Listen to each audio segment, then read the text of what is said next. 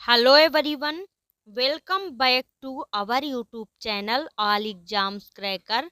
आई hope आप सभी स्वस्थ होंगे, मस्त होंगे।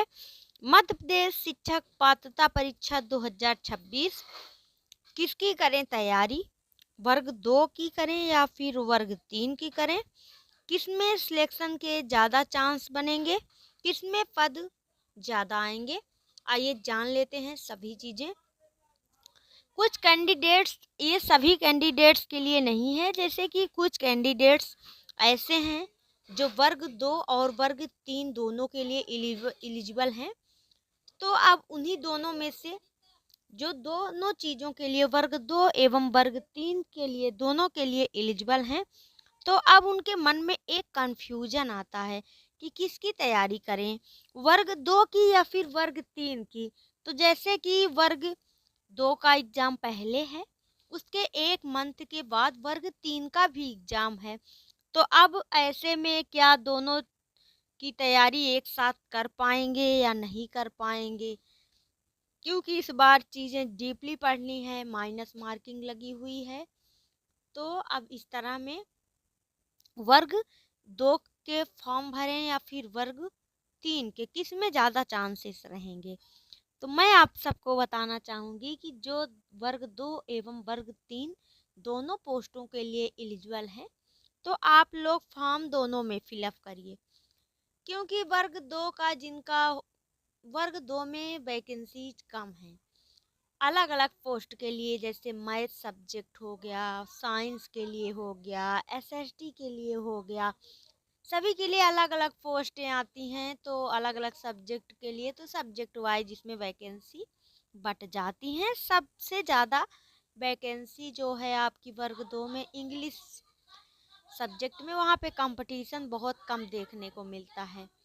इसी तरह वर्ग 3 के कैंडिडेट्स के लिए बात करें तो यहाँ पे तो आपको कोई सब्जेक्ट बांटा नहीं जाता। ऑल सब्जेक्ट जो भी रहते हैं आपके सिलेबस में, तो सभी सब्जेक्ट आपको पढ़ना पड़ता है।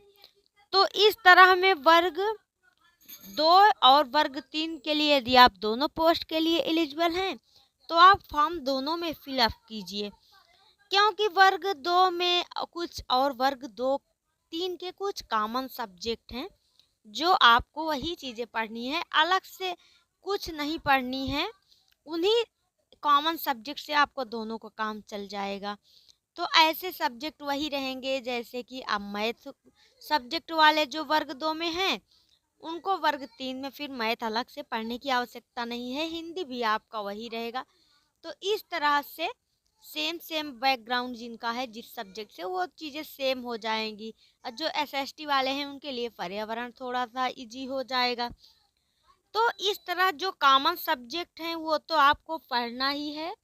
साथ में आपको जो सब्जेक्ट अब वैसे वर्ग 2 और वर्ग 3 में अलग अलग हैं, तो उनको भी यदि आप दोनों में फॉर्म फिलअप कर रहे हैं, तो फिर दोनों में आपको दोनों चीज़ें, दोनों वर्ग 2 का भी पढ़ना है, वर्ग 3 का। अब ये आपके मन में ये नहीं होना चाहिए अरे वर्ग 2 का एग्जाम दे लेंगे, उसके बाद वर्ग 3 का प्रिपरेशन करेंगे। क्योंकि इस तरह में आपके पास हो सकता है आपका एग्जाम शुरुआत में ही हो जाए और आपको 1 से 1.5 महीने वर्ग 3 के लिए मिल जाएं।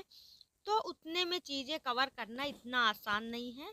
तो आप लोग जो भी पढ़ते हो उसमें 1-2 घंटे वर्ग 3 के लिए भी टाइम दीजिए और प्रिपरेशन कीजिए, क्योंकि वर्ग 3 में ज़्यादा चांसेस बनेंगे आपको। वीडियो को यदि आपने अभी तक लाइक नहीं किया तो लाइक कर दीजिए, चैनल पर नए हैं तो चैनल को सब्सक्राइब कर लीजिए। थैंक्स फॉर वॉचिंग, फिर मिलते हैं नेक्स्ट वीडियो में।